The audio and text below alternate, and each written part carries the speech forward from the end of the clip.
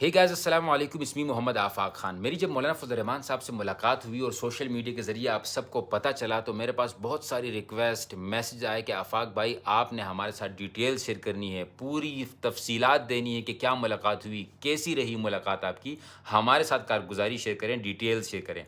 इससे पहले कि मैं डिटेल शेयर करूँ, एक डिस्क्लेमर है, एक बात क्लियर कर देना चाहता हूँ कि देखिए, मैं एक सहाफ़ी हूँ, हर चीज़ को न्यूट्रल निगाह से देखता हूँ।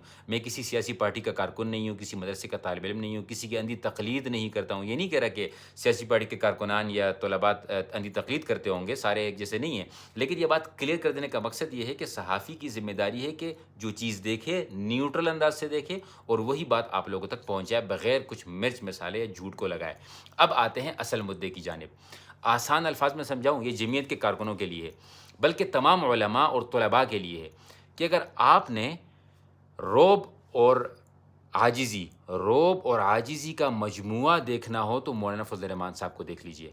रौब और आजिज़ी का मजमूआ देखना हो तो मौलाना फ़ज़ल रहमान साहब को देख लीजिए।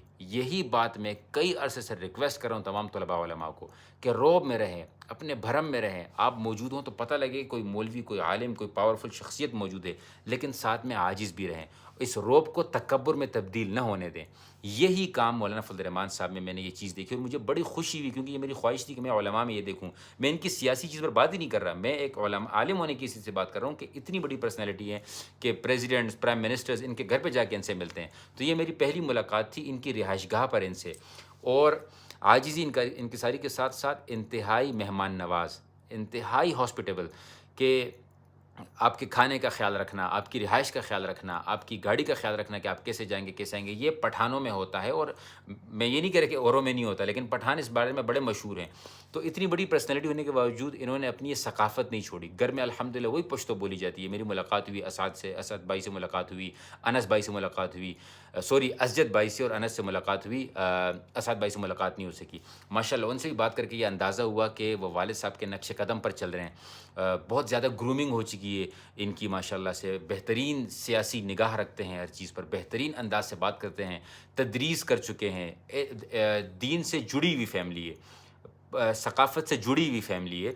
और अंदाज़ा होता है आपको इस तरह के लोगों में बैठ कर के, नहीं वाक़ियतन अगर इनसे कहा जाए कि भई ये उलमा के लीडर हैं या उलमा की पार्टी चलाते हैं, तो इनका हक़ बनता है। इनकी फ़ैमिली को देखकर, इनको देखकर ये अंदाज़ा होता है कि नहीं वाक़ियतन बड़ी इल्मी शख्सियत हैं। मौलाना फ़ज़ल रहमान साहब बहुत इल्मी शख्सियत हैं, अगर कोई ज़रा-सा समझने की कोशिश कर ले। दूसरी बात कि आपकी बात को तवज्जो से सुनते हैं, ये भी हमारी दीन ने हमें कहा है।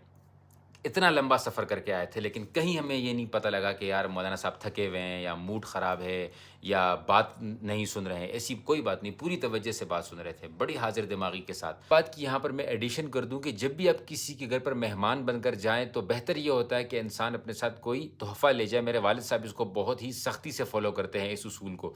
तो मैंने क्या किया, मैं कुछ तो ले गया, लेकिन साथ में मैं अपनी ये बीइंग मौलवी वाली परफ्यूम भी ले गया। मैंने कहा मौलाना साहब ये आपके लिए तोहफ़ा लेकर आया हूँ, मेरा अपना ब्रांड है। तो ऐसा नहीं कि बस साइड पे लेके रख दिए, नहीं, बाकायदा पढ़ा, अच्छा ब्रेव 313 जैसी नज़र पड़ी बीइंग मौलवी, वो तो इतना हँसे और कहा कि माशाअल्लाह अल्लाह ताला आपको कामयाबी अता फ़रमाए। ये मैं कोई एडवर्टाइज़मेंट नहीं कर रहा, हो तो रही है, लेकिन कहने का मकसद ये है कि आपके तोहफ़े को कोई खुशी से कबूल करे, उसके बाद उसको देख भी लिया आपके सामने, तो तोहफ़ा देने वाले को इससे ज़्यादा खुशी होती है जिसको तोहफ़ा मिला हो कि हाँ यार, मेरे तोहफ़े को वैल्यू मिली।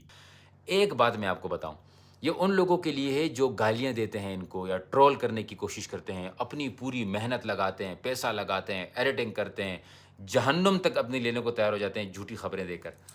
मैंने जब मौलाना साहब से ये बात की तो उन्होंने कहा कि मतलब हमें तो फ़र्क ही नहीं पड़ता, इतना टाइम ही नहीं होता कि इन चीज़ों को देखा जाए। और बाकी हज़रात ने भी वही कहा। और वाक़ियतन आपको लोगों के चेहरे के तासुर से पता चल जाता है। मैं सहाफ़ी हूँ, हमें ये चीज़ें पढ़ाई जाती हैं, हमने देखी हुई हैं ये। मैंने क्राइमिनोलॉजी भी पढ़ी हुई है, लोगों के चेहरे से पता लग जाता है। चेहरे पर मुस्कुराहट आ गई, कहकहा लगाया कि बोले ये क्या चीज़ है? तो मुझे बड़ा दुःख और अफ़सोस उन लोगों पर हुआ कि जो बेचारे पूरा-पूरा दिन-रात मेहनत करके इनको जो है दुःख देने की कोशिश करते हैं, उनको तो इससे असर ही नहीं पड़ रहा। तो भई आपसे भी गुज़ारिश है कि ये मेहनत कहीं और कर लीजिए। कोई अच्छा काम कर लीजिए, इससे किसी को कोई फ़र्क नहीं पड़ने वाला। दूसरी बात ये कि अल्हम्दुलिल्लाह पाकिस्तान के लिए इंतहाई पुरुमीद हैं।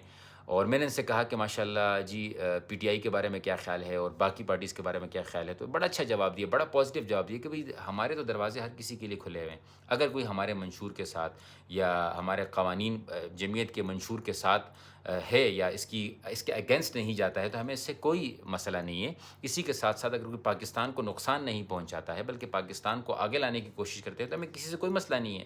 سب آئیں، سب کے لیے دروازے کھلے ہیں. یہی دین ہمیں سکھاتا ہے. اگر آپ مکمل طور پر دروازے بند کر دیں گے، کسی سے بات ہی نہیں کریں گے تو فائدہ نہیں ہوگا. اسی وجہ سے میں یہ سمجھا کہ کیوں مولانا صاحب اپنے ہر پریس کانفرنس میں کہتے ہیں کہ مذاکرات کرنے چاہیے، بات سے بات بنتی ہے. اگر آپ صرف لڑتے رہیں گے تو پھر آپ کسی بھی نتیجے پر نہیں پہنچیں گے. تو یہ تمام چیزیں آبزرو کرنے کے بعد میں جمعیت کے کارکنان کو یہ بولنا چاہتا ہوں کہ ماشاءاللہ میں تو آپ کے لیڈر سے بڑا متاثر ہوا ہوں. باقی بھی کچھ لیڈران سے میری ملاقات ہو چکی ہے، بہت پہلے ہوئی ہے. شاید اس وقت میرا یہ پیج نہیں تھا تو وہ ویڈیوز مجھے دوبارہ بنانی پڑیں گی یا دوبارہ ملاقات کرنی پڑے گی تاکہ میں آپ لوگوں کے ساتھ وہ چیز بھی شیئر کر سکوں. شاید پھر لیڈران مجھ سے ملے ہی نہ اگر یہ ویڈیو کسی نے دیکھ لی. لیکن میرے کہنے کا مقصد یہ ہے کہ دوستو، واقعتاً علمی گھرانہ ہے، واقعتاً سیاسی بصیرت رکھتے ہیں، واقعتاً اصل پختون ہیں. یہ نام کے ساتھ خان نہیں ہے تو کیا ہو گیا بھائی؟ خان کے ساتھ نام کے ساتھ خان لگانے سے کوئی پٹھان نہیں بن جاتا. پٹھانوں کی اپنی ثقافت ہے، اور پٹھانوں کی ثقافت کوئی آسان ثقافت نہیں ہے. مہمان نوازی میں جان دے دیتے ہیں یہ لوگ. یہ کھانے ایسے کھلاتے ہیں کہ جو ہم مہینے میں نہ کھاتے ہوں. غریب سے غریب پٹھان اس طرح کر رہا ہوگا. تو یہ تمام چیزیں میں نے الحمدللہ وہاں پر نوٹ کی تو میں بڑا متاثر ہوا. اور اللہ تعالیٰ سے دعا ہے کہ اللہ تعالیٰ ہمارے علماء کو اسی طریقے سے پاورفل رکھے، یہ اور پاور میں آئے. ہمارے جو طلباء ہیں یہ اور پاور میں آئے.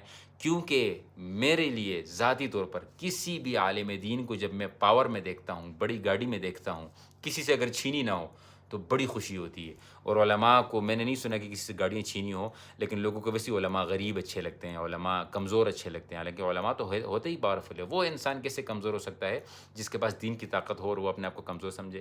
ناممکنات میں شامل ہے. آپ سے گزارش ہے کہ اس ویڈیو کو ضرور شیئر کیجیے گا. کوئی سوال ہو تو ضرور مجھ سے آپ شیئر کیجیے گا. انشاءاللہ میں اس کے اوپر ضرور ویڈیو بناؤں گا. جزاکم اللہ خیراً. السلام علیکم ورحمۃ اللہ.